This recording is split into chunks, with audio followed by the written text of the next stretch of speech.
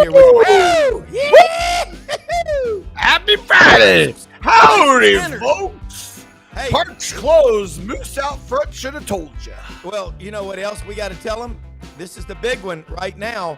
Y'all play some Skinner. Freebird. Hey, Freebird. Bob Browne and Brenden Martin here with you on this Friday college football roundtable. I might have been drinking. I don't know. Well, we all have been. Get pen and paper handy. Get your pen. Because we're going to cover a lot of ground. Doug Dean in Birmingham, Frank Duffy in whereabouts unknown. I'm going to guess North Georgia today up in Big Canoe. We're going to talk all 16 SEC schools today, do some picking. Brad Bellamy, general manager, Landers Ford, LandersFordMemphis.com. He's going to join us with about 8:55 or so to introduce him, tell you about the dealership, how they can work with you, and also looks great, Audrey. But we're going to have a lot to cover today. College football season, week 9. We don't go with that week 0 crap. I don't drink Coke Zero either. Let's go. Some people like to drink a tab or whatever, but hey, we're going to cover a lot of ground today. Smash that notification. How good's Alabama? How good are they? Kalen DeBoer, does he look like How Brian good's Harsin? Alabama? I don't know what's going on. But look, Hey, Caleb, how do you like it? Smash the subscribe button like in the that bottom fish right-hand bowl? corner, and that allows you to be a subscriber. You'll get a ding every morning when we do the show. Allow notifications on your Android and iPhone. And look, we're getting stuff like this made now. I'm getting these cups. I've got someone down in Mississippi that makes them. I'm going to get some T-shirts, too. And I'm thinking we need to go with everything mediums, larges, and extra larges because Brenden is 6'4", 193 pounds of steel, as are the rest of the people on here. Dude, But, hey, we're gonna cover a lot of ground today. We got Tex on here, Brenden Martin, executive producer in Ocala, Florida. Guys, I want to get started. What a college football season this is. I don't know who watched. Speak for yourself. Yeah, well, I'm trying to be. Yes, I'm trying to be focused. Auburn Tigers football. I saw them on the side of a milk carton. They're coming back though. If Auburn is a stock, it's a deep discount value with a big dividend. Buy it now and hold it because in the next few years, I do think they're going to be really good. Florida's got them a quarterback, but I watched Pitt and Syracuse last night. Pitt 7-0. Guys, the ACC might get 2 teams in the playoffs. There is so much going on. I'll start with Frank because Frank is wearing a red shirt and it looks cool on TV. And your thoughts on this season and where we are. And LSU this weekend goes to College Station. It's 50-cent haircut day tomorrow at College Station. Well, this is my Trump Force captain shirt. I'll be out knocking on doors here in the state of Georgia as soon as this is over with. We're making a push. Georgia, we're having 10,000 door knocks this weekend politically. So we're doing our part here. I just want to make sure y'all didn't think I went over to the Georgia leg humpers. I still have my purple. It's just politically. But no, look, last week was a wild week. I watched 3 hours, 3 episodes. I watched y'all against Missouri. There's no way Auburn should have lost that ball game. I don't know what the hell happened in the fourth quarter. I then watched Alabama and Tennessee. And at the beginning of that game, it was kind of like, okay, who wants it? I mean, it was kind of sloppy in the first part. And then I got to give y'all props. Y'all had UGA in the night game. I was drinking the Texas tea. What did Jed Clampett say? Texas tea. Black gold, Texas tea. I was Texas drinking it. I was watching. I went up into my theater. I got 4 TVs up there, 1 big one, 3 little ones. And I actually had LSU on the little TV. I had the leg humpers and the Longhorns on the big one. And I will tell you, I was wrong. I really thought Texas was going to control that game. I still like Doug and my call that they got a real good shot of winning the national championship. Yep. But you got to give props to the Georgia Bulldogs. They went out west. They were ready. Texas was not. And that picture of Quinn Ewers and Arch Manning, sitting on the sideline, looking as befuddled as I used to do in an LSU calculus class, that said it all. Yep. Well, I will say this. Texas, Try to the grind. No, Doug, but Doug, I want you to pick up on this. I just felt like Texas was going to be introduced to the SEC grind after playing Oklahoma, because they used to do that when they would play Arkansas the week after the Red River Shootout. Welcome back to the grind. And I think Georgia, Doug and I both picked them. Hey, Tony Barnhart was on this week, Doug. Jordan Davis-Hill, who covers Georgia for 24/7 Sports, all of them picked Texas. Doug and I were the lone voices in the wilderness. Doug Dean in beautiful Vestavia, Alabama, home of the guy that intercepted Milroe at the end of the Tennessee game the other day. I might add. Yeah, I'm sponsored by Wicker Point, the Lake Martin golf course that none of us can afford if you're not named Bruce Pearl or Hugh Freeze. I can caddy for you. I mean, I'm rooting for my son-in-law to get me on that track once. I got a little leverage, if you know what I mean. Yeah, you do. So, Ken Capps, I don't blame him at all. He got kind of mad at me because I came on with my own black Stetson cowboy hat. And he said, no, I heard you pick Georgia already. I still really, really like Texas. I mean, they're built to win it all, but so is Georgia. Same old Kirby. Remember that political, same old Fob. Remember that, Rob? Fob? Yeah. Fob James. What a gift that just how things transpired. What a gift Kirby got. It's not that he decided to go out and slop around and let Mississippi State score 31. How does that happen? But at the same time that's happening, Texas is feeling so good about themselves beating a really mediocre Oklahoma team, right? So it's sometimes the stars just align for certain games. And I like Georgia, but I hope Ken will remember. I said, it wouldn't be the worst thing that could happen to Texas to go ahead and drop one to a really good Georgia. That's a quality loss since we're going to have to talk March Madness vernacular under this new system. But now Texas can be humbled, and that's something that does not come naturally to the Austin, Texas fan base. Am I right? Sorry, Ken, if you're out there, prove me wrong, brother. And and there's a reason they're that proud. They've got all the oil money in the world, and they've won some national championships. The latest was 2005. Yeah. So Vince Young. Texas is still in very good shape, but now you got to watch Georgia. How have they found themselves, and are they going to have no more bumps in the road? And I'll go ahead and expose my stone cold killer. I was an idiot last week to pick Auburn. And because, they've done nothing to give me reason to do that. Of course, it looked pretty nice at 17-3, only to give up 15 to Mizzou the fourth quarter, and Auburn scored 0 the fourth quarter. Yeah. And at some point, players got to make plays. But my stone cold bet the farm on this weekend, Rob, is the Ole Miss Rebels at home. They've had a week off. They get the Oklahoma Sooners coming in. Yeah, it's a 20.5 spread, but I think that I'll be shocked if Oklahoma can keep that one inside the number.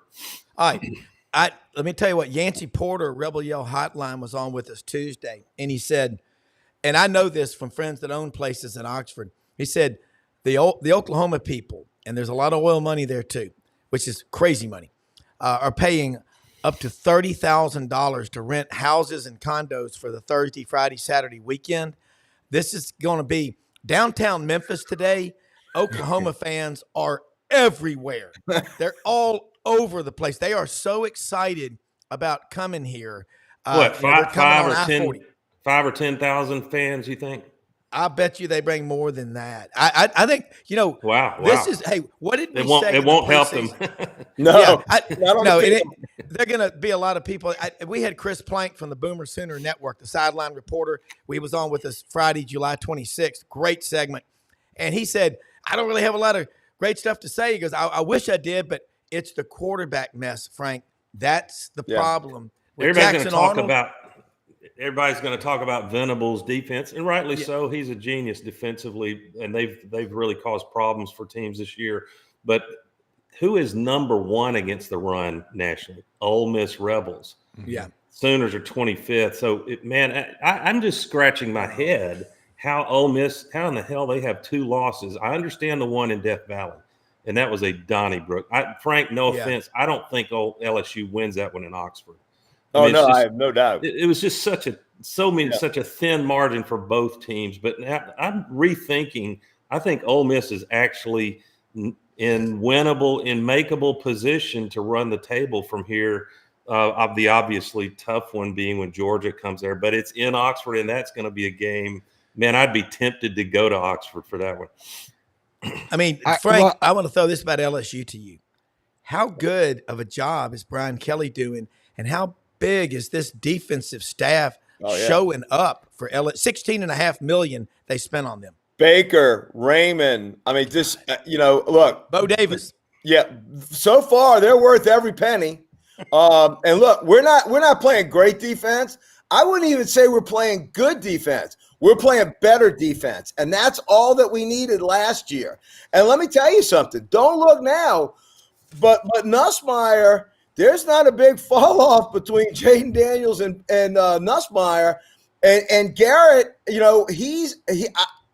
His draft stock, from what I'm hearing, keeps going higher and higher and higher, almost to the fact that we might not get him back next year. I still think he would be better off coming back for a senior year. But let me tell you, the defensive side of the ball, look, we lost arguably our best defensive player, Harold Perkins Jr., went down with an ACL at game, 3. If I was sitting there, I was watching it, the UCLA game. So Weeks is better. I like our position. We have no losses in the SEC. We're going to play in Coltville tomorrow. The orderlies are going to be hopping. It's going to be 92 degrees at kickoff at 7 o'clock at night. The one team that probably won't wilt in the Southwest Texas heat is the LSU Tigers. Dude, it's going to be on like Donkey Kong. And if we can slip through tomorrow, we got the Alabama. We got a week off. Alabama coming in. Ooh. We can knock them out. We can dagger them. And then look, you know what I'm really worried about down the line? The Florida Gators. I was on the Florida Gators 3 weeks ago when y'all were poo-pooing my idea that they were going to go in there and lay the lumber, and they did. They're looking really good as on both sides of the ball right now, in my opinion. But if we get through tomorrow, the Alabama LSU game will be as titanic, if not bigger, than the 2-point win 2 years ago that I was sitting right there in that end zone when we won it. One big reason, Duff. I love to call him Duff. Everybody needs a You get a nickname if you're going to be in my circle of friends. You may not like the Rob is pork chop or some shit. I'll think mine is Bobby or Animal. Animal was my nickname in high school. One big reason Nussmeier's doing so well, I call it the jersey stat. His jersey never gets dirty. LSU is number 2 in the nation in sacks allowed, only 2 of them. And some of that is Nussmeier being coached and capable of getting the ball out of there, which has been Peyton Thorne's problem, not to go back to a miserable program. Who would have thought, Brenden, that at this point in the season, it would feel more comfortable being Billy Napier than Hugh Freeze? It's crazy. Brenden, I want your thoughts on that. Because it's just we're just a little further down the line. I mean, I think what we're seeing now is I kind of keep my mouth shut because I see what Alabama's going through. I see what Auburn's going through. I see these things. It's fragile. And it's very indicative of what Florida went through. And it's this like we're using our old thinking, right? Our best thinking got us here, but now we're in 2024. College football's a wreck. Vandy's on top. We're in a whole nother dimension. Things are not right. Okay. So our dogs best and cats living together. Right. Our best thinking from the past is not going to serve us well here. I think we're just in a very odd sort of place. And I think we're seeing these, that play out with like the coaching and the coaching changes and, all these kinds of things we've seen in the past. But I'm seeing this sort of trending thing that, watching Alabama go through, huge freeze, Auburn, like everyone's trying to figure out how to rebuild.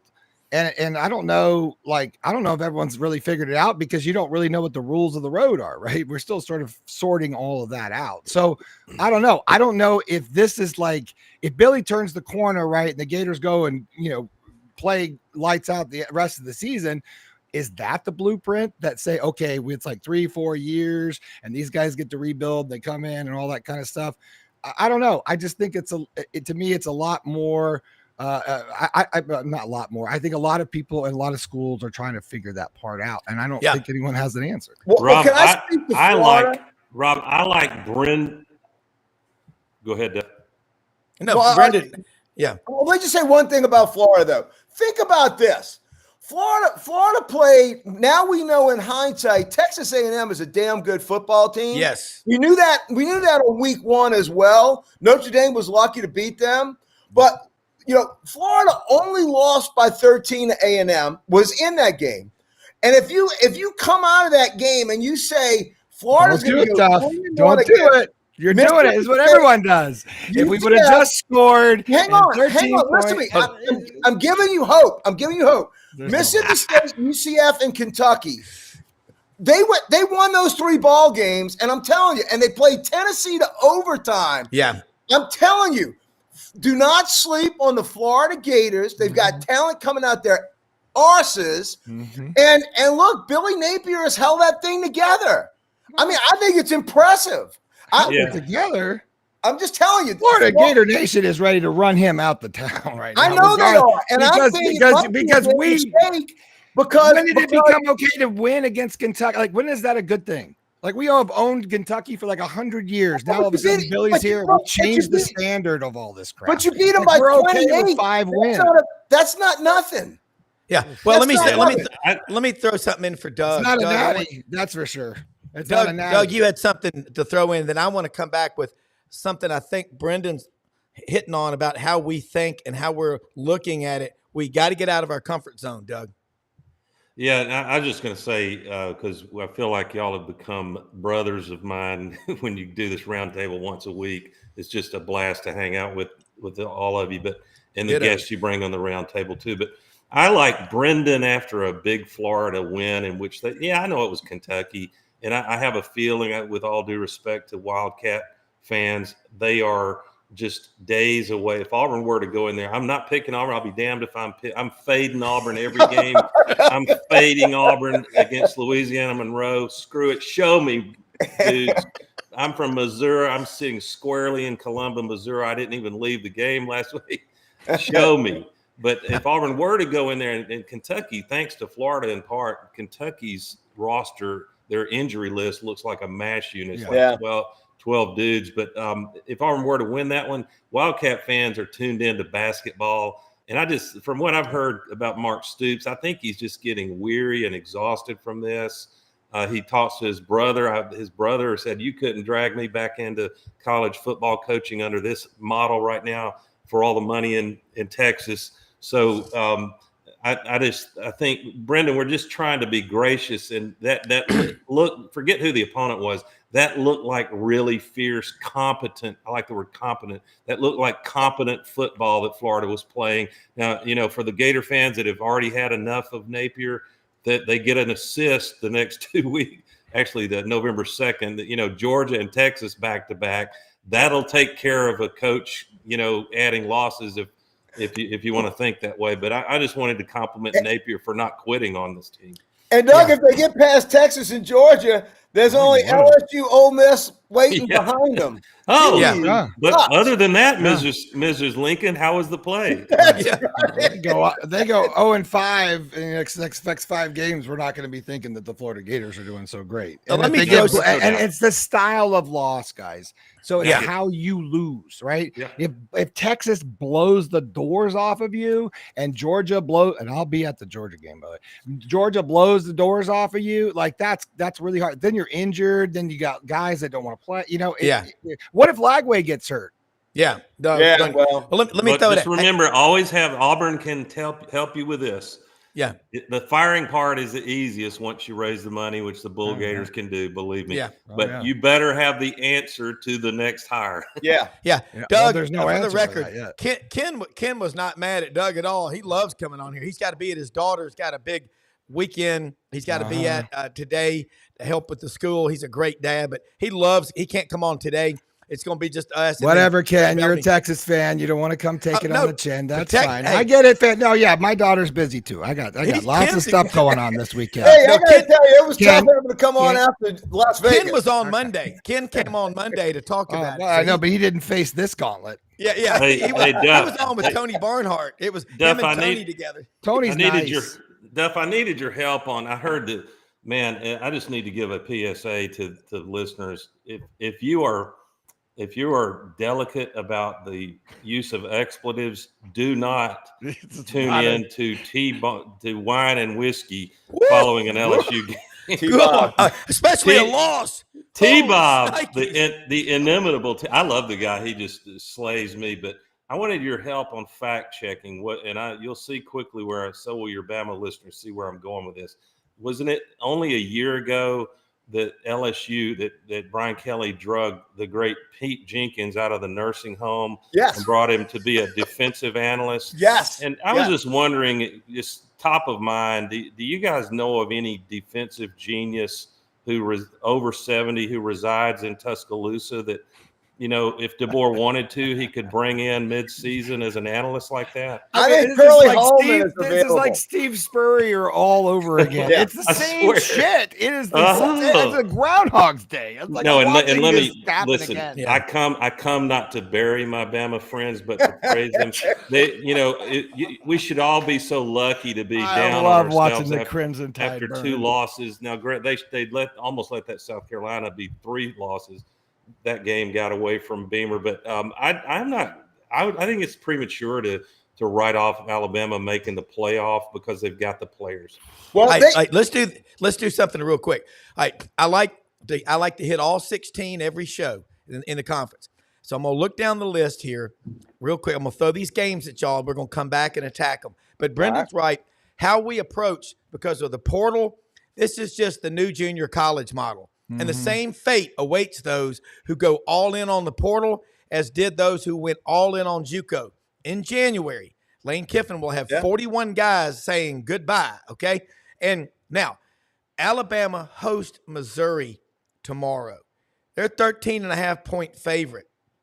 If you look at comparative scores, gentlemen, and you say, well, they almost lost to Auburn. Well, Auburn is a team that's, if they had a quarterback, I think they would be significantly better. They don't. And that's the problem.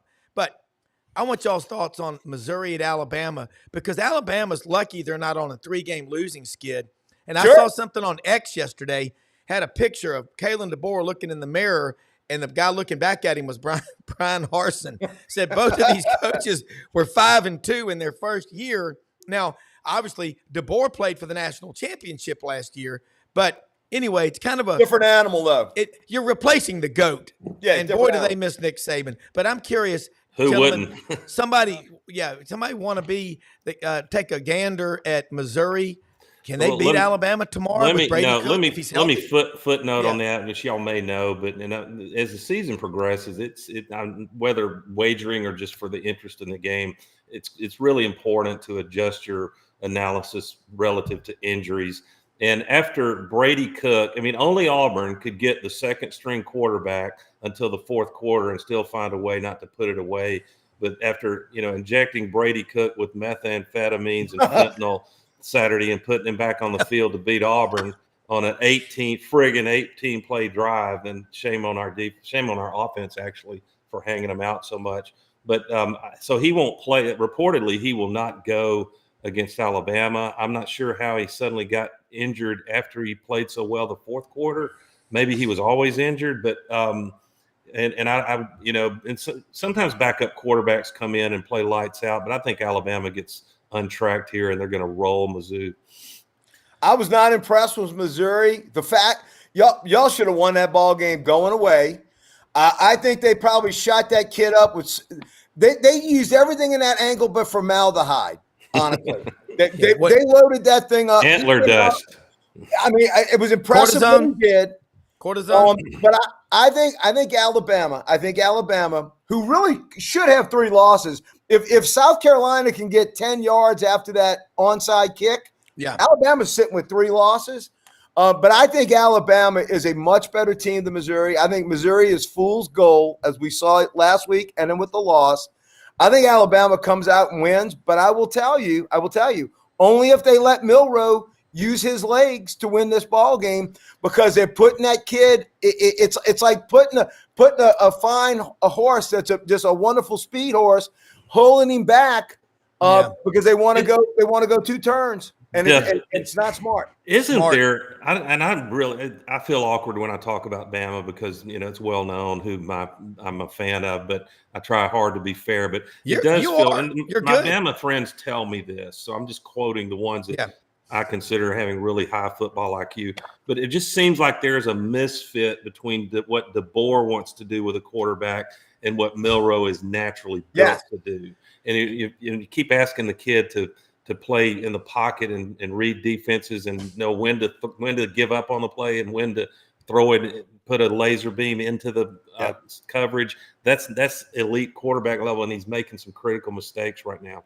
Let me throw something at you, Doug, to back that up. There were 50 called plays where he was to drop back in the pocket, Milroe against Tennessee, and on 45 of those he did throw.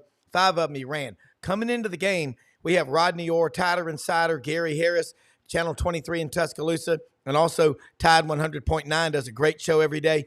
Talked about this. Milroe had 72 carries coming into the game. The running back, the second guy, had 52, and Justin Haynes out of Buford, Georgia, had 39. What this reminds me a lot, Doug, of what Gus tried to do with Nick Marshall in 2014 to make him a pocket passer. Yes. No. Arguably, in my opinion, the man from Pineview, Georgia, Nick Marshall, is the greatest athlete to ever play quarterback at Auburn. Now, Cam Newton certainly was a better combination of quarterback and athlete, but Nick Marshall was an absolute badass. One of my son's good friends lived across the hall from him. Nick was a hard worker. He was a leader, kind of quiet. But if they let Milroe do his thing tomorrow, it's lights out for Missouri. I'm picking Alabama to roll tomorrow. Doug and I both. I've got my oldest daughter now that I've remarried, Audrey, Alabama grad. He's got one. I got a ton of Bama friends. Some of my best friends. My best friend from birth is an Alabama guy. We're 2 days apart. I'm picking Bama to win because I think they're going to.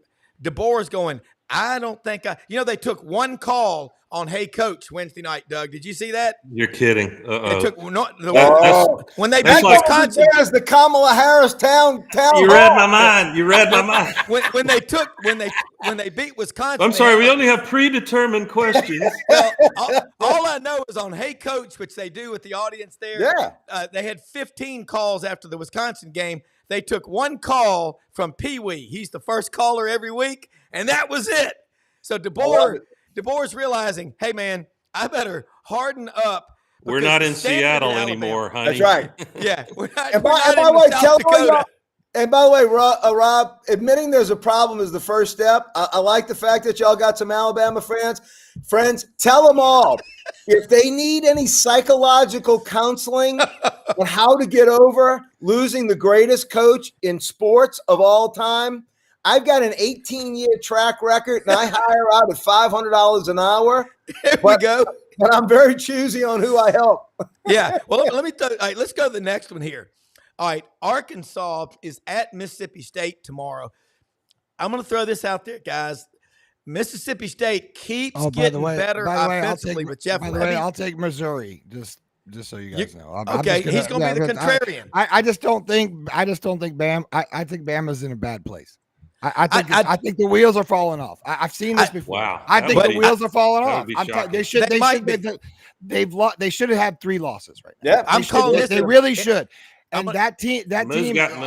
Mizzou's got a mature defensive front. Sorry, man. Yeah, but I'm just saying that, like, what happens when you think everything is put together? You think it's all set. You build all this stuff, and then all of a sudden, you start seeing, like leaks in the dam, right? Like you just start, and it just starts coming. I saw it at Florida, and you can't stop that ball rolling because the fan base is so big, and it just overwhelms everybody. And that feeling of dread and that feeling of we can't win. It's like people are equating that the University of Florida football program went downhill after the shoe incident against LSU. Like, and you can look at that timeline. Yeah, you can. And you can see that actually Florida has lost. Yes, you were number 6th in the nation, right? And since the wheels came off when that shoe flew. Since that moment, Florida has not recovered. I just think Mizzou doesn't have the roster this Alabama team does. But Brenden makes a point, and I will say this: what Drinkwitz is going to try to do, if he can, and wanting to do it is very different from accomplishing it.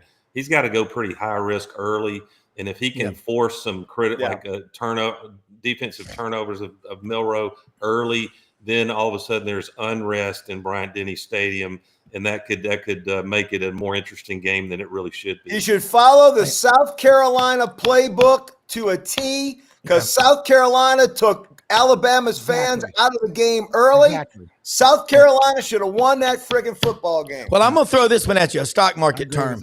Dead cat Auburn bounce. should have won 4 games already. Yeah. But I think Alabama gets a dead cat bounce tomorrow. Kind of a fool's rally on a stock that's been getting the hell beat out of it. It's going to have a bounce back day. It's going to be up 8%. I do believe that, but I do think there are problems there because Kalen DeBoer, when he first got there, people were telling us this, and it's true. He was giving his phone number out to people, and people like Greg McElroy said this at the Touchdown Club. They were like, he and Cole Kubelik went up to him and said, you cannot do that. You're in Alabama. You have no idea. You don't know these fans. They're loving on you now. You lose a game. It's over. Holy cow. But Brendan's talking about that shoe incident with Florida. Mm-hmm. You go back, Doug, Auburn at 6-2, number 12 in the country at College Station in 2021. Brian Harson's first year, they throw that, it's a fumble 6 recovery by A&M. They lose that game. They never recovered, or the 28-3 lead against Mississippi State, and you lose 43-38 or whatever. All right, let's go to the next one here. Auburn at Kentucky. Well, let's do the Arkansas Mississippi State. Yeah. I'm sorry, Arkansas Mississippi State. Yeah, I agree. Mississippi State's trending really well lately, offensively. Arkansas, I'm concerned about how Taylon Green is not consistent, and that's what you typically see out of a quarterback from Bobby Petrino. He's in that low 50% range, and they've got a good running back, but Mississippi State has been pushing and pushing and pushing. I'm seeing them having a breakout game tomorrow in Starkville. Look, I love all these teams. I've got friends at every school in this league, but I see Mississippi State having a really good game tomorrow. Jeff Levy, don't forget, he's Art Briles' son-in-law. He's all he does is draw up plays. Gentlemen, am I crazy?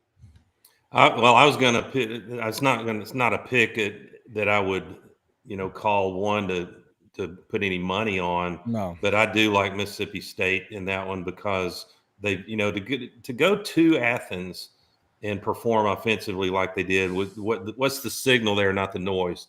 The noise is Georgia didn't play hard. The signal is Levy has got his offense installed now. Yeah, and they're going to be a little bit of trouble for some teams, and I think LSU probably took some steam out of Arkansas a week ago.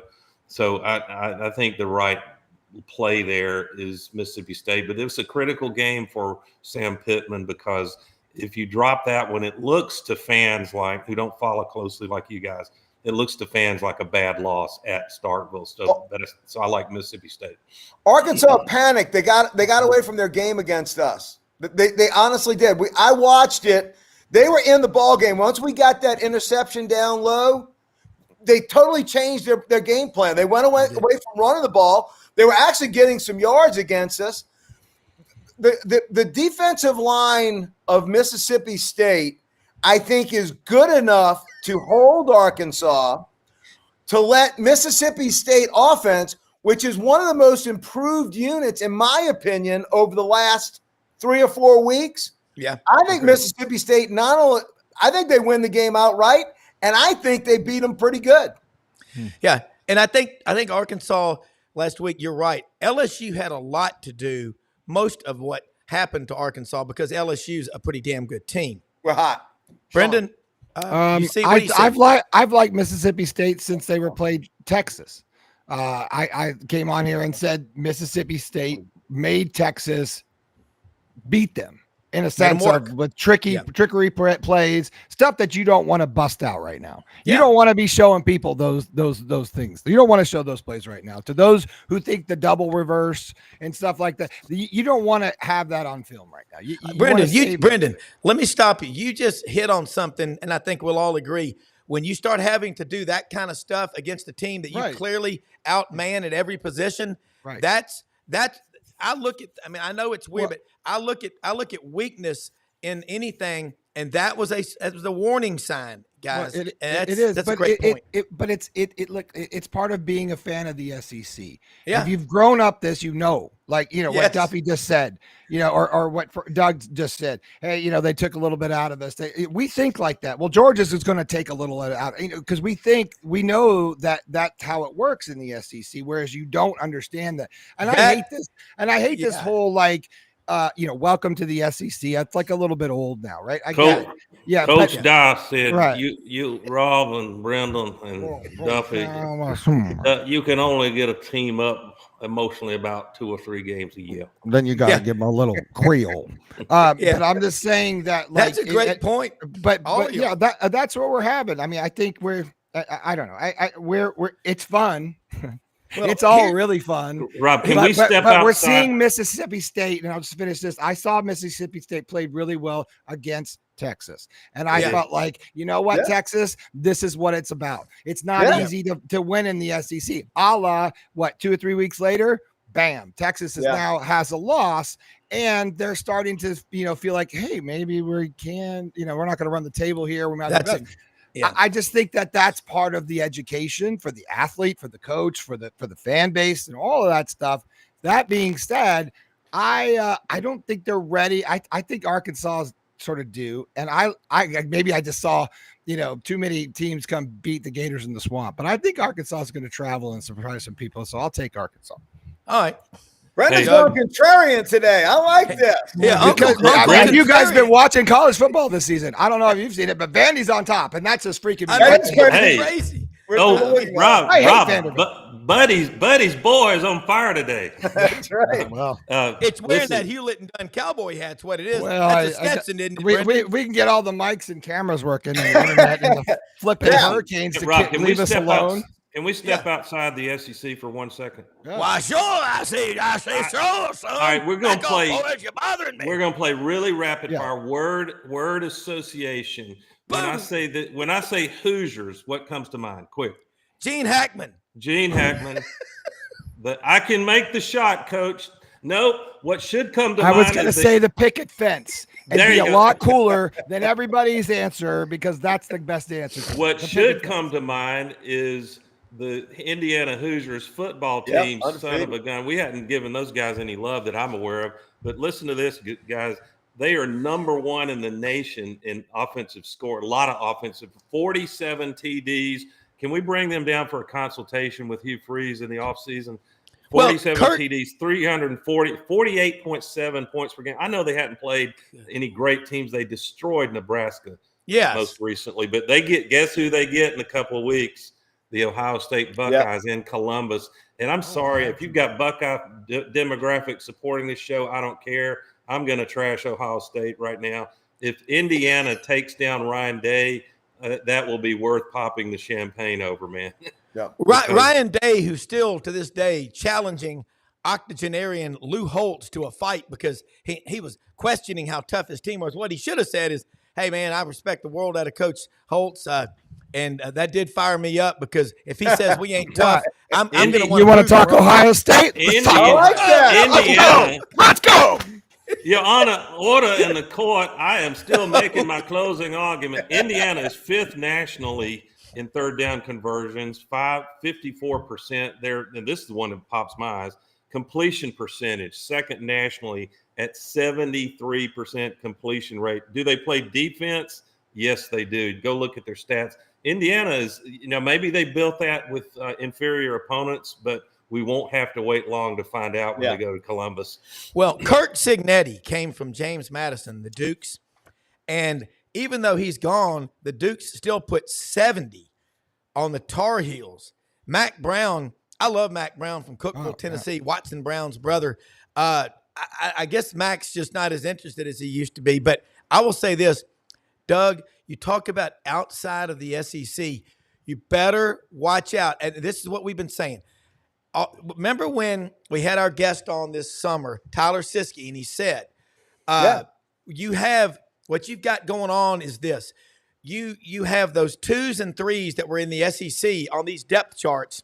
They ain't hanging around now. They're going to other places. Yeah. And you know 1 through 44 on your depth chart. That's big. It's 45 to 66, 67 to 85. Sure. We talked about it yesterday. You're going to go because of this bull crap judge in Northern California, Ninth Circuit, and this guy's insane. You can no longer carry 125 guys on your team. It's down to 105.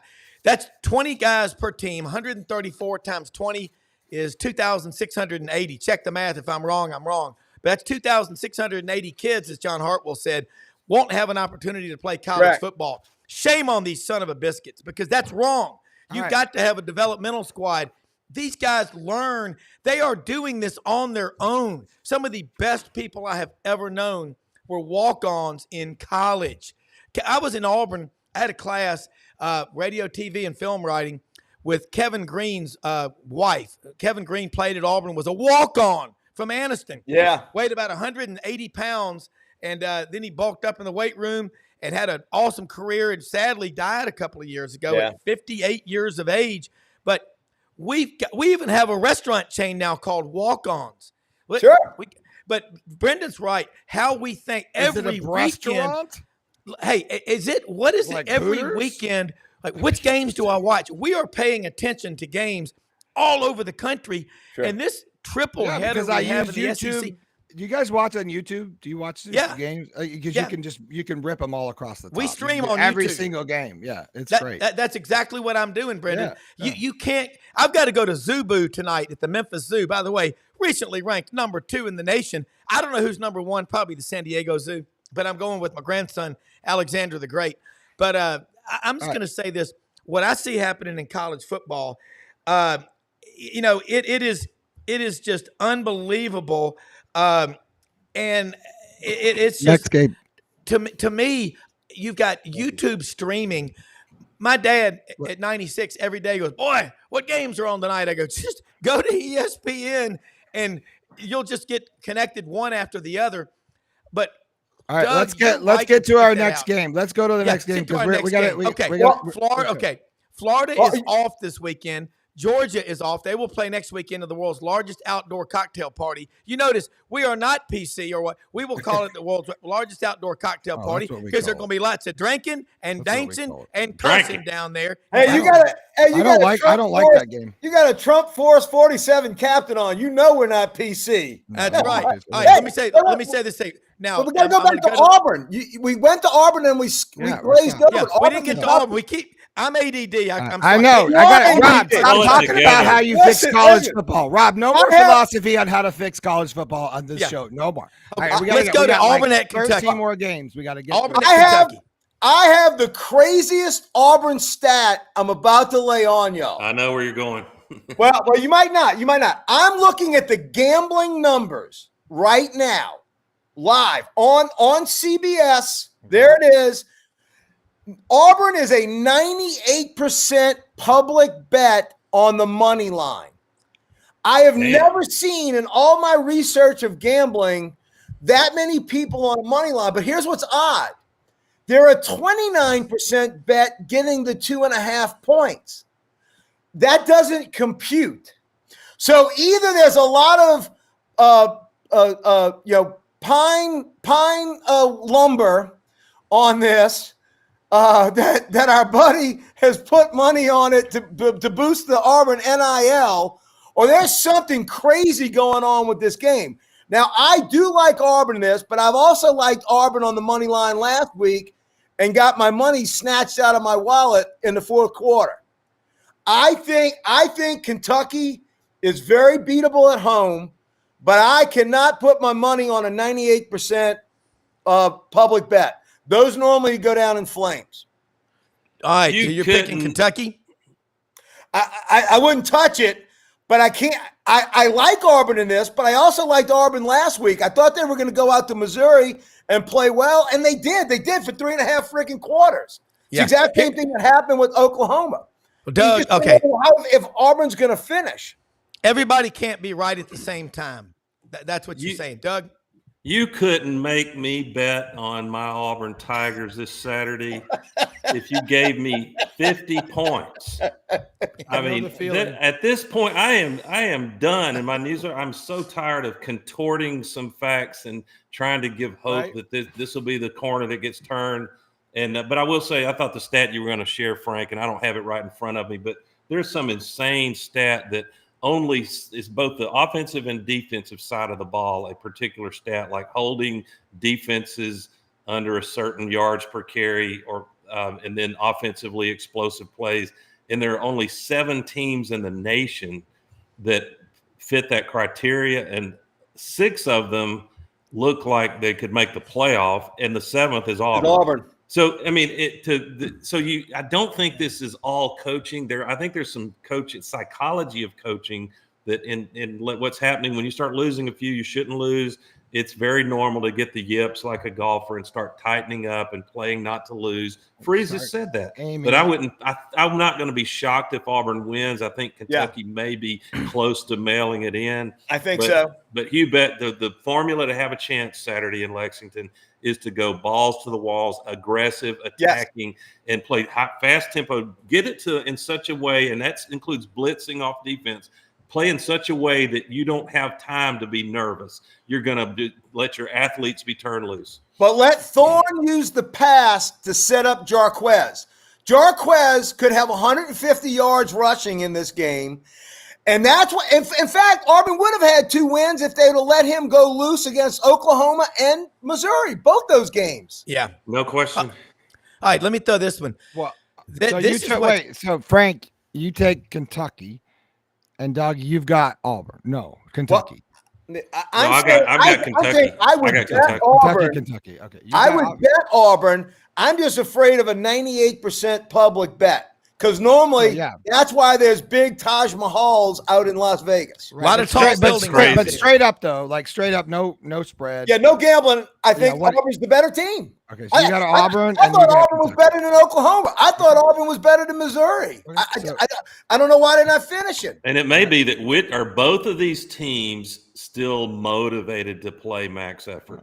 I think Auburn. I definitely think Auburn is because that's Hugh Freeze. You're not motivated on Hugh Freeze's team. Let me tell you something. You know what you're going to be? You're going to be holding a clipboard. Yeah. Well, I'll throw this one at you. What I wonder about someone like Danny Bassini. How about getting teams up with pay raise? I wonder if at the end of the season, because in the NFL they do this, if they see a lack of effort or lack of motivation, that can affect your next contract in a big, big way. I promise you. So I want to, if you got to ask that Ogeron, you got to have accountability. So that's the key. Okay. So now let's take a look at this. No, Rob, who do you pick? Auburn or that ADD's kicking in again. Come on, Rob. What's your pick? I'm picking do it, Kentucky. Rob. I'm picking Kentucky, and I'm hoping I'm wrong. Well, But I have had my heart. You know what is weird, Frank? The line is 2.5. Why is Kentucky only 2.5 point favorite? Because Kentucky's beat up and Kentucky's not that good. I'm telling you, it's a and trap. Kentucky's burned out. It's a trap game. I don't want to touch I this really game. think Auburn goes up there and wins. I'm with Frank on this. I think Auburn goes up there and just takes care of business. I don't think Kentucky's very good, and I think the burnout. I think it's major burnout up there right now. I just sent y'all that stat, Doug's Rob. right. There are 29 FBS offenses averaging at least 6.5 yards per play, and FBS 29 defenses allowing 5.0 yards per play or less. Those 7 teams are Army, Indiana, Ohio State, Ole Miss, Penn State, Texas. That's some blue bloods. And the 7th one is Auburn. So there's some good things happening with production, but they just keep finding new ways to choke a game away. Well, here's what I feel think. Like if Florida and Hugh Freeze can beat Kentucky like that, I think, Florida and Billy Napier can beat Kentucky like that, then Auburn and Hugh Freeze can go in and do the same thing. I think they're very similar. What happens with Brenden, you're right on to something.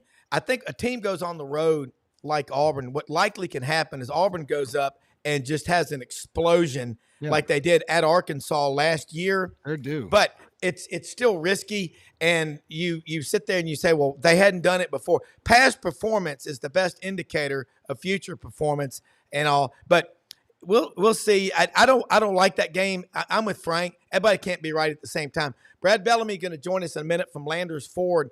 I got to ask y'all, Doug, you got Ole Miss at home, Love Ole Miss taking here. care of the Sooners. Okay, their defense #1 in the country against the run, and it's so bad at Oklahoma. Somebody the other day called him Arnold Jackson, Jackson Arnold. He's lost his job, and now he can't get his name right. Look, Doug, I mean, somebody give me Mm-hmm. and wagering is tricky. I don't really wager like Duff, but I analyze Nobody the game does. as if I were going to, right? But I mean, somebody give me a single angle by which Oklahoma, stays inside the number there, because right now, put it all together. Oklahoma's coming off a disappointing annihilation. They've got probably still got injuries. They're playing a freshman quarterback who's going to be going against a hell of an Ole Miss defense in Oxford. You got a very hungry and backs to the wall Ole Miss team and fan base And coach. And they said in preseason it's either playoff or bust.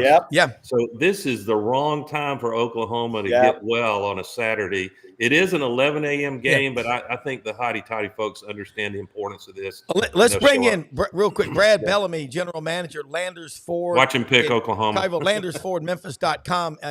Proud to have them as a brand new sponsor. And Brad, you're a big college football fan. You love this stuff. You're Alabama, Memphis, but you love picking the lines. So RTR. First of all, tell people about Landers Ford, how to get involved, how to come out there. And you all deliver anywhere, but want to hear your story right now on the Friday College Football Roundtable, where we're trying to pick them all and be exactly right, which is impossible. Very impossible. Good morning, guys. Unfortunately, I wasn't able to listen to all the shows and meetings this morning, so I'm probably going to be contradictory to some stuff that was already predicted earlier in the day. But I'm the general manager at Landers Ford. We're really excited to be partnering with you guys, and already excited. We had our first customer come as a result of our partnership this week. So thank you for that, Rob. Woo! Yes, sir. But Landers Ford in Carterville at Houston Poplar. Not only do we offer, great deals on all vehicles, but also want to make sure anybody local knows we got pickup and delivery service as well. We want to meet our service customers where they want to be met.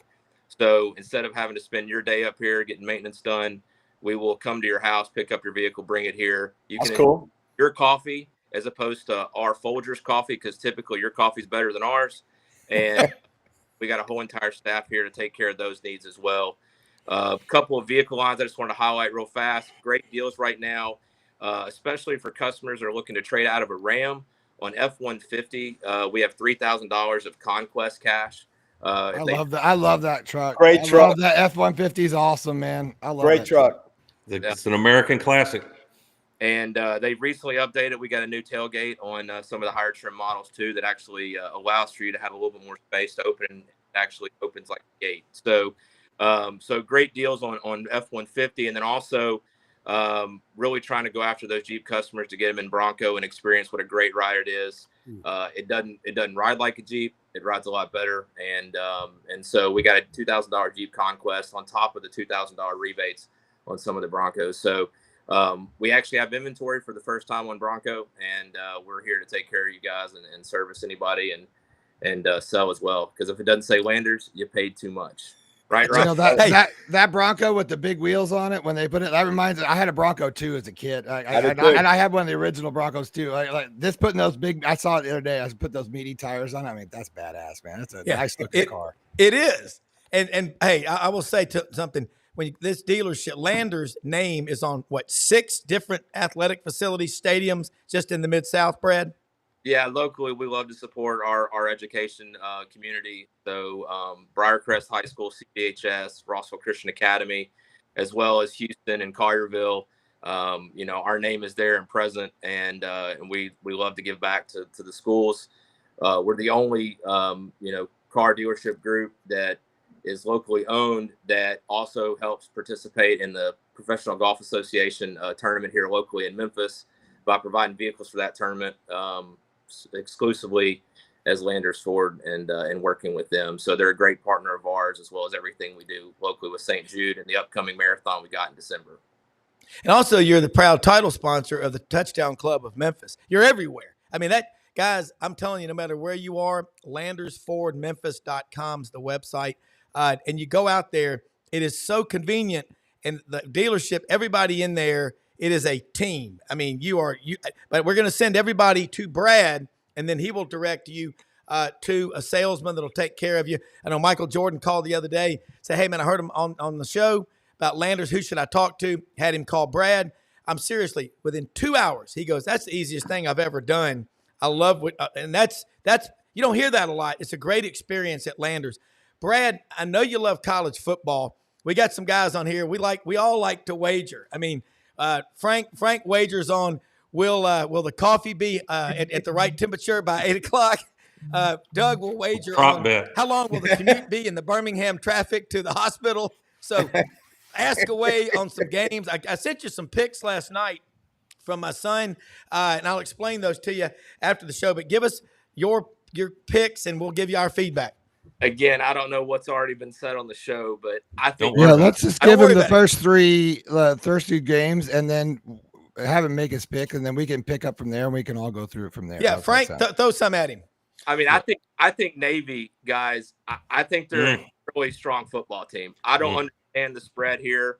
I bet it earlier in the week. I got him at 14, and I actually. My long shot of the week is I did a money line bet on Vandy and Navy together. You know, it's 40-1. So I think Vandy at home against Texas. I mean, they did it against Alabama. I don't know what team Texas really is. We know Michigan's not as good as we were when Texas beat them. They really struggled against Georgia. Vanderbilt really played well against Alabama. I put those two things together. 18.5 seems like a lot of points for me for Vandy at home. That's called a high seas bet. Vanderbilt and Navy. I love it. The Commodores and the Admiral. By the way, I'm right there with you, Brad. I have been riding Navy and Army all year. They have been killing it. They've been great against the spread. And Army only let them come back last week for a push. I won that one. I think I've won like 5-1, 6-1 on Army as well. What is your take? We just had a great conversation on Auburn and Missouri, and you'll like this being a gambler. The public bet that I was telling the guys, the public bet on the money line on Auburn is 98%. You mean Kentucky, Duff? You mean Kentucky, Auburn? Kentucky and Auburn. Auburn, the bet on Auburn money line is 98%. Even though we all like Auburn, and Auburn should have 2 more wins on their schedule, you can't touch that because it's such a it's such a sucker bet. Who you like in that game? Say Kentucky. Say Kentucky.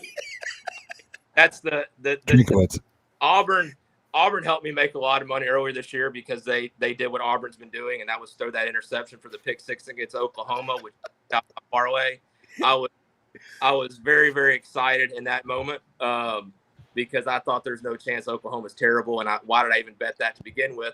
It is because of the turnover margin. I mean, that's why I made that bet, because Oklahoma at that time was leading the nation at taking away the ball, and Auburn didn't know how to not give it away and choke on games. So I'm staying away from it because, I mean, what Kentucky team is going to show up? The team that Jekyll and Hyde, or the team that got destroyed by South Carolina at home. It's still a very good Kentucky defense. Yeah. You know, I think it might be a situation with Kentucky where they play to their competition, right? If it's a weaker opponent, they're struggling. If it's a better opponent, I mean, they had Georgia on the ropes. You know, that and the Oklahoma Ole Miss game are 2 games, and I'm just leave them alone. Lost because, again, what Ole Miss team is going to show up for that game? You know, I mean, Ole Miss very easily right now could be undefeated. I mean, 4th down can play against Kentucky, and it goes the wrong way for them and the right way for Kentucky. And then I can't believe they lost that LSU game last week. Well, I like Doug's point that Ole Miss is not only ticked off, but they know this is their last shot. They've got to run the table here on out. And let me tell you something. what's the old saying? Fool me once, shame on me. Shame on you. Fool me twice, shame on me. I thought Oklahoma was be good with the points when Tennessee came in, and Tennessee embarrassed them. Texas has embarrassed them. I think Ole Miss, talent-wise, has that same type of talent. I'm with Doug. Doug's big bet is Ole Miss. I like Ole Miss. I think they're gonna be And not Oklahoma's bubble out of coming Oklahoma. into a lines, and Brad follows this more closely than I. So I would encourage the subscribers to listen to Brad. But I can't talk myself into. Maybe it's a don't play it at all. But I really like Ole Miss in this spot to cover 20 and a half. And you know, it's got to have a little red ass on there. You know, I mean, No doubt. without a question. And for me, I liked Oklahoma early. I was kind of thinking they were going to make a difference because they made a lot of transfer portal moves and they got smart trying to get bigger up front on both sides of the ball. So I was thinking Oklahoma was going to show up. I just think Oklahoma is a little, just caught in, a little gun shy or whatever. They're just not. They're sort of kind of happy to be here right now. I just don't think they're ready.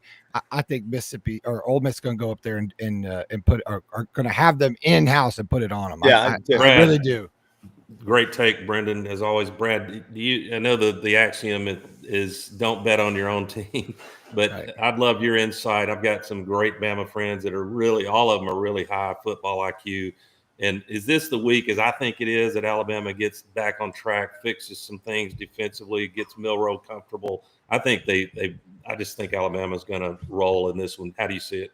I mean, you guys are more in tune to what things are being said behind the scenes. I mean, my question is, I've heard some rumors that Milroe's got some injuries that he's dealing with. Oh, but I don't know if it's truth or not, but I've heard different things that, in the rumor mill that I have very limited knowledge to. But, I was surprised that line has moved to 17. If I was going to bet it, I'd probably bet on Missouri again because Alabama look at the first half line because Alabama's struggled with the exception of the Georgia game. They've struggled in the first half. They've come out of games and not been ready. They keep making mistakes. I mean, that Vanderbilt game, how do you have two guys with the same number on the field at the same time? I mean, that changed the whole. Oh, Florida does that all the time. It's cool.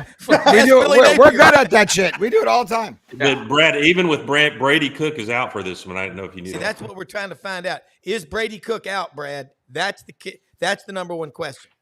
Yeah, and that's where, like, I got a buddy that's really into this stuff too, and he's way more in tune to who's injured and who's not. Like, he loves USC tonight because Rutgers has all these starters injured and this whole thing about East Coast, West Coast.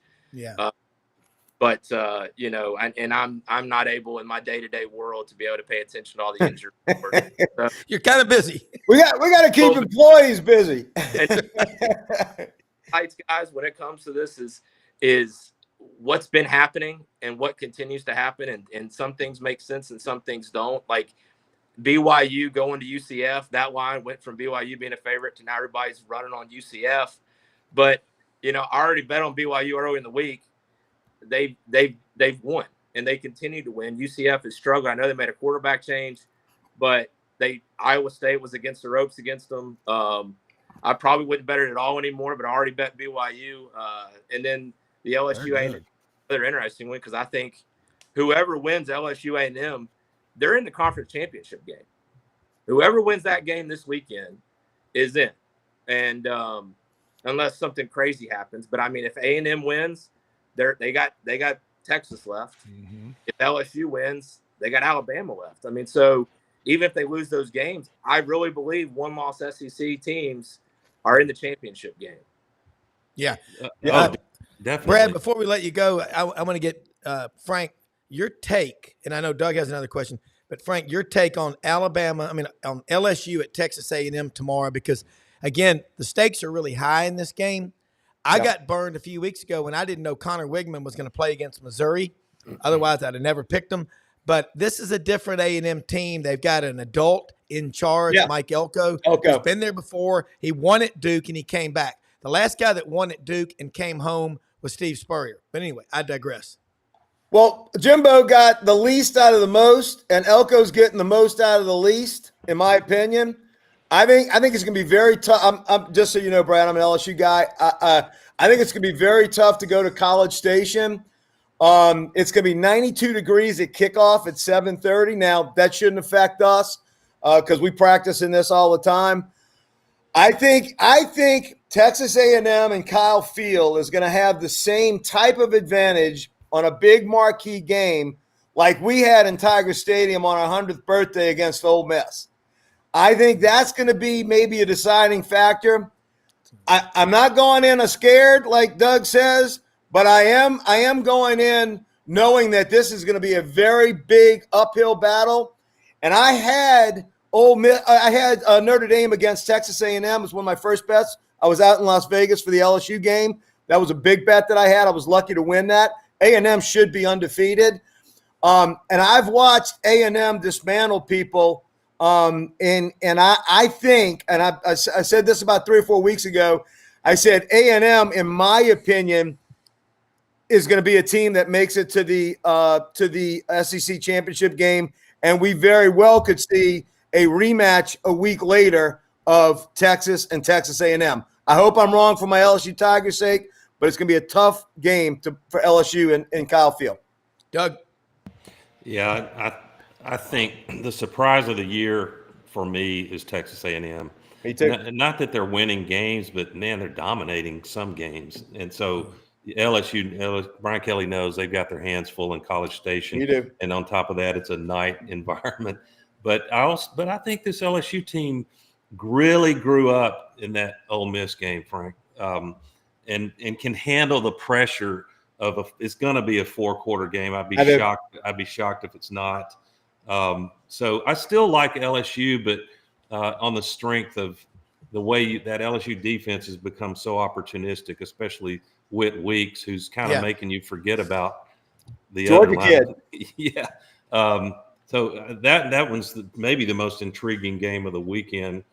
And I'm going to pretty much lay off the other games that I see, although I really do like Ole Miss to Lane Kiffin to remind us what he's capable of offensively. Yeah, and Ole Miss, Brad, it's playoff or bust before the season. They're going to be handing out maps to bust if they lose tomorrow. Because you do not want to lose. I like teams at home when they're desperate. Thing about Oklahoma that I look at, that quarterback, if they play Hawkins, he likes to look at his first read, but he doesn't like to look at 2 and 3. He'll tuck it and run. And when he tries to run in those lanes in the middle against that Ole Miss front seven, he'll be destroyed.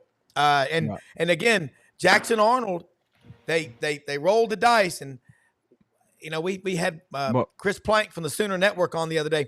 They let Dylan Gabriel. I want to get closer to home, so he goes to Oregon, probably for $2 million of NIL money. He didn't get a good draft pick grade or whatever. This is a game where I think everything favors Ole Miss. That's just a lot of points against Oklahoma.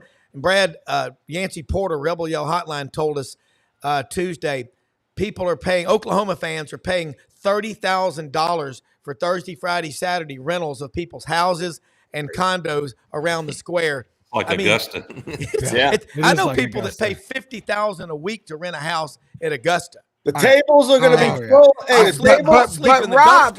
Rob, LSU game, Texas A&M. That's the pick. That's where we're at. What's your pick? I'm taking LSU. I mean, you ended up at Ole Miss or Mississippi State. I'm here, Rob. You have not picked the LSU game, Rob. You're picking making LSU. Me crazy, Rob. I'm picking LSU because of the way the defense is starting to come together this late in the season. And I think that Bo Davis, as a defensive line coach, has few, if any, peers, along with Rodney Garner. And I think also Kevin Peoples, Corey Raymond, things are starting to click with it. LSU's defense is so opportunistic. Yes. That's why I like them. And A&M at home, it's going to be a great crowd and all like that. But LSU's coming in. Brian Kelly is coming into his own as a coach in year 3 at just the right time. That's just my Don't pick. underestimate the effect of Corey Raymond on our D-backs. Our D-backs have absolutely improved this year, hands down. Yeah. And Brad, tell people real quick, I know you got to get back to work. Landers Ford, you're open Monday through Saturday, 8 a.m., 7 p.m. Service department, you've got a big lot there, open every day, 8 a.m. to 6 p.m., and anything else you can tell people about. We want to get you back on. This is the first time we've had someone who loves football as much as we do. And so looking forward to this. And we are really proud to have y'all as a partner. When you've got a partner that invests like they do everywhere you go, the Touchdown Club, St. Jude, the golf tournament, Landers Ford, it makes you really proud. And we want all of our listeners and viewers to support and buy your next vehicle from Brad Bellamy is the quarterback out there, and then he'll take you on the process from there. Well, thanks, Rob. And service opens at 7, guys. So it's 7 to 6 in service, and then it's 8 to 7 in sales, and that's Monday through Saturday. So, Rob, it's great to be a part of this and great to be with you guys, and it's so much fun to talk college football. So, I'm definitely going to go contrarian and go Texas A&M. All you guys say LSU. Different. Yeah. And so I'm gonna, and the other game, I don't know if I know it's SEC, but I really hope Wisconsin gets it done at Camp Randall at night, because I think Penn State, it is the most overrated number 3 team ever in the history of I'd college. agree with you. I agree with that. Yeah. I really hate that USC blew that game.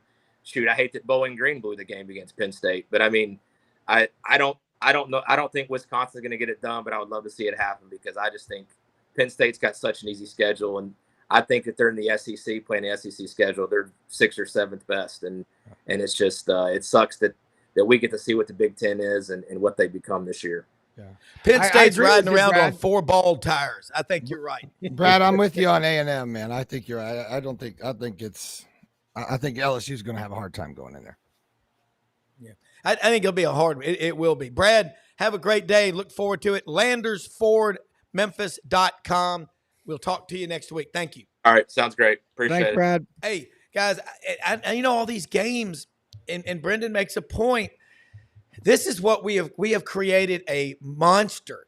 And you can't have enough TVs. Elvis used to have one for every network broadcast, and he'd watch the news every night to see what they were saying about him, I guess. But, guys, we look at the Gators. They're off. They've got a quarterback, man. They've got a guy. You remember what Matthew Stafford did in 2006 for Georgia? I mean, they were trending toward the dumpster. They started him in a road game at number 3 Auburn late in the season in mid-November, and they beat Auburn 37-15.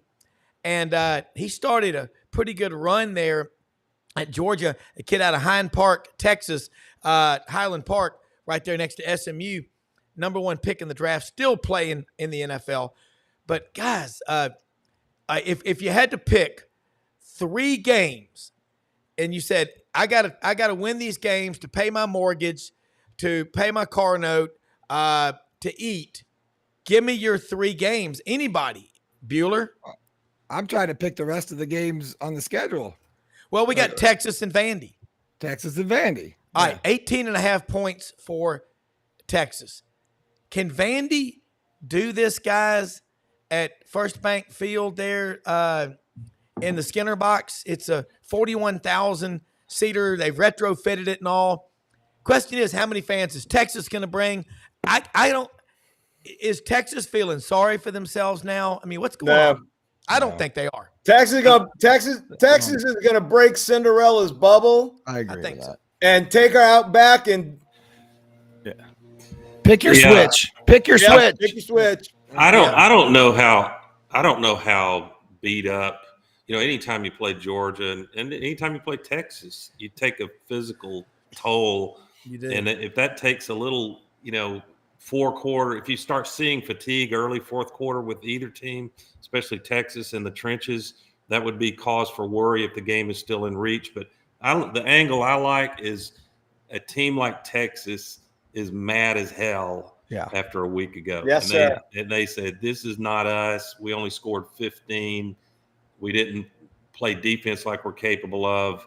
And I really like this Pavia kid. It's almost like he single-handedly killed the lack of confidence. The team, Vanderbilt, playing not to lose. He's killed it. So he's capable. It'll probably be interesting until mid-3rd quarter, but I think just Texas has too many players for Vanderbilt to stay close. Yeah, I think this is when it comes down to head coaches and stuff. I think Sark is going to have them ready, and they're going to bring. I think Texas is coming for a little payback.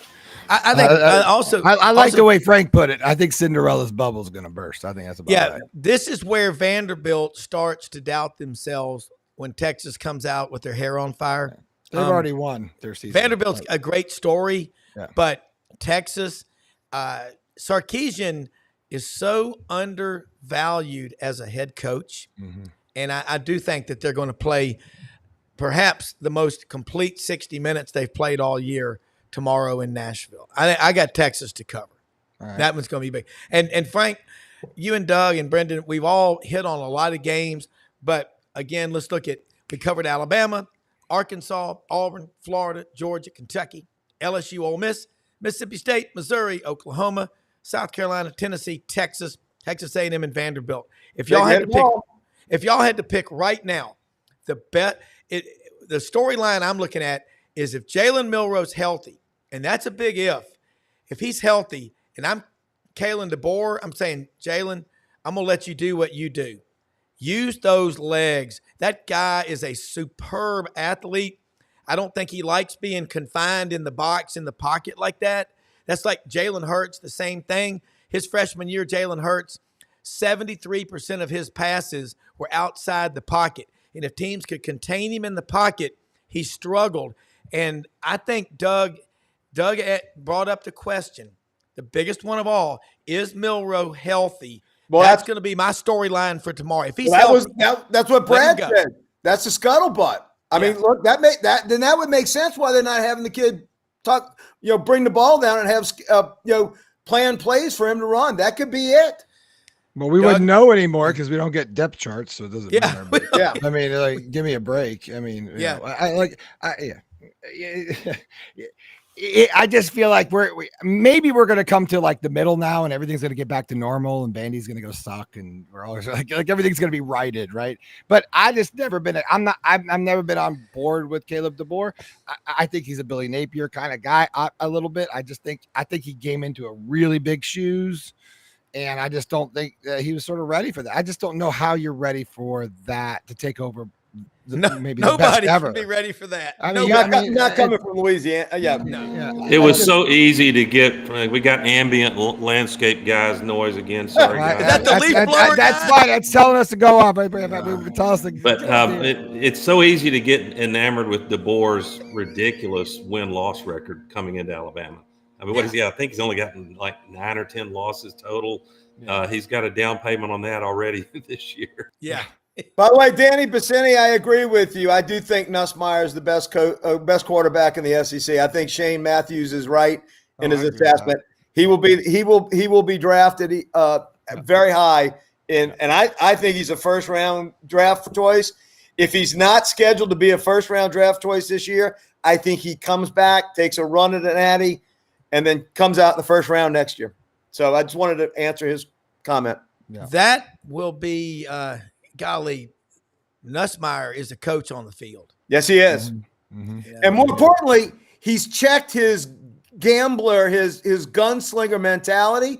Because when you're quarterback number 2 and you're only getting 10 snaps a game, you think totally different than when you're the guy. It's your offense. He didn't have that the last 2 years. We saw an anomaly. He got a bad rap for being somebody who would put the ball in danger. He has done a fabulous job this year of protecting the football. And let me tell you something.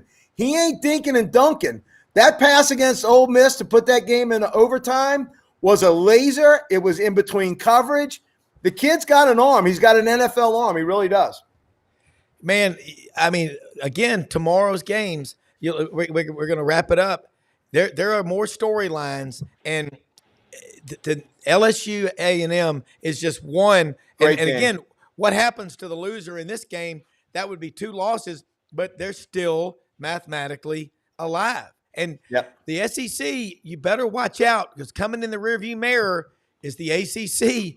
They've got right now Pitt, Clemson, and Miami, and FSU is over on the side of the road with 4 flat tires in the ditch. I don't know when they're coming back. By the way, they've lost 6 games or more 6 times in the last 8 years. They better quit crowing about the ACC, or they don't want to go down that road and get kicked out. I mean, they better start winning. But guys, I think the Doug, you nailed it. If Milroe's healthy, that's what we sleep on tonight. Guys, let me say we live in the greatest country in the history of the world. Bye, Frank. Thanks, guys. And we are blessed Have a good weekend. We're working on our manners now. We're saying goodbye to guests, and then we're gonna and then we're gonna 4.5 to 1. Take Navy on the money line. That's my upset special. Take Navy to beat Notre Dame straight up. 4.5 to 1 odds, baby. Frank Duffy, gonna be fun. The Duff. Go Trump. Doug. Thanks, Duff. Frank, we'll see you next week, Doug. I like that thing though. If Milroe's healthy, it's what we're watching for. And again. Yeah, there's probably a lot of talk, use of the phrase backup quarterback in Tuscaloosa. Yeah, that's right. All right, Doug, we'll see you next week. Thank you so much. Chairman of the board. Say something real quick about our sponsors. Again, LandersFordMemphis.com. So proud to have them as a sponsor. And also Hewlett & Dunn, boot and clothing company, HewlettandDunn.com. Check them out on the website. Guys, get out there, support our sponsors. Let them know you hear about it on Sidelines. They've got boots. I have an announcement to say. Yeah. Oh yeah, go ahead. We ran up there, grab Hewlett & Dunn's great. Our gal that we supported yesterday, and those who voted, she made it to the next round. So the person that we're supporting in this breast cancer research for the Fab 40 over 40, her name is Lisa. She's a Florida gal. She's donating her, if she were to win, I think it's like $50K. She's donating all that money to the victims of Florida hurricane relief. So we're supporting her. That this is a little contest they do to help raise breast cancer awareness and money. So if you want to help us, we have no skin in the game here. This is just someone we're supporting as our candidate. And you know what, Rob? She made it to the next round. She's on next Tuesday. Have like 5 rounds. That goes on for like another month and a half. So we got to support Lisa. And the great thing is, Brenden, this show goes up on the podcast sphere. It's out there forever. Hit that QR code. Check out all of our sponsors at sidelines.live. Look, it's free to vote, guys. It's free to vote. So if you click on that, you'll see your picture. Just vote. Just give one vote. If you want to donate and all that stuff, you can do that. Again, we're just trying to do the right thing and do, and help out when we can, because we care about our community. So. Absolutely, we do. And everybody out there, appreciate you watching the show. Tell your friends and neighbors about it. Spread the word. It's going to be a great weekend. We'll be back Monday morning with the Blitz. Till then, God bless America. We're out of here. Hey, the Blitz. Like that. The Blitz. Monday morning Blitz. With Coach Ellis Johnson. It'll be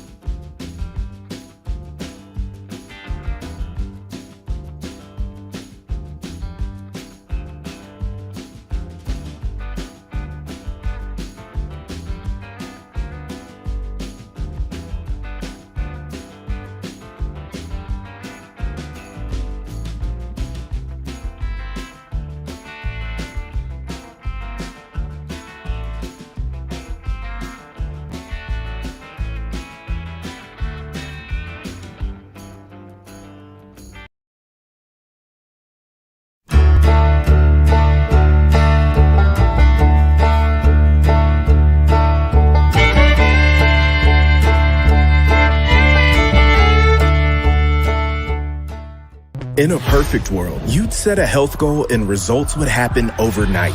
In this world, the real world, it takes time, dedication, and the right support to achieve your best self. The Vitamin Shop's health enthusiasts are here to make sure you're not wasting a single moment on the wrong supplements. From the highest quality sports nutrition and superfoods to the most sought after trends, you'll find a huge variety of science-backed solutions for every goal. And the people to help guide you along the path to greatness.